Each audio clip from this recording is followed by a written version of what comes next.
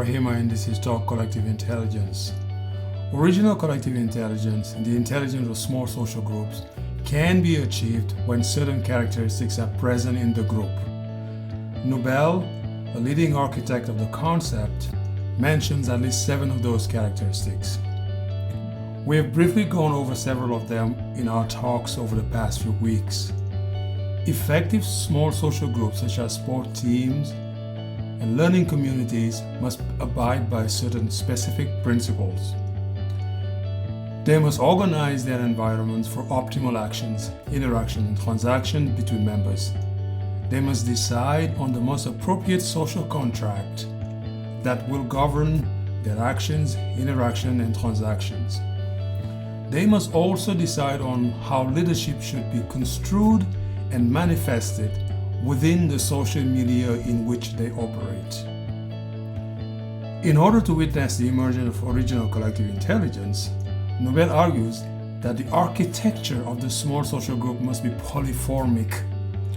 Indeed, a polyformic architecture is one of the 7 most consequential features of original collective intelligence. In a polyformic architecture, members' positions, roles, responsibilities, expectations, tasks, and activities constantly change as the social group acts and/or reacts to the conditions in the external and internal environment. These changes are also made based on member talent, expertise, and experience. So, a polyformic architecture is an architecture that is never fixed and fossilized. Rather, it shifts and always changes to respond to the environment by leveraging the talents, the expertise, and the experiences of group members.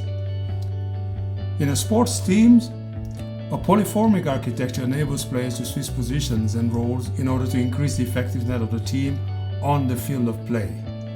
In a collective sport such as soccer or football, for instance, the change architecture can be observed when a winger becomes a striker, or a striker becomes a midfielder, or a midfielder becomes a center back, or a center back becomes a goalkeeper. Now, in an individual sport such as track and field or athletics, for instance, the change architecture can be observed when a short sprinter is also aligned in a jumping event for the duration of the meet. This enables the team to score more points during a championship competition, for example. Now, let's look at a learning community. In a learning community, members, especially those on the periphery, can be assigned various tasks. They can be given various responsibilities, and they can also be put in various and constantly changing positions to enhance their opportunities to learn, but also to better leverage their talents, expertise, and experiences. Now, the polyformic architecture of the learning community also enables peripheral members to move ever closer to the core of the small social group, where they will eventually become the stewards of the group and contribute to its perpetuation as an effective small social group.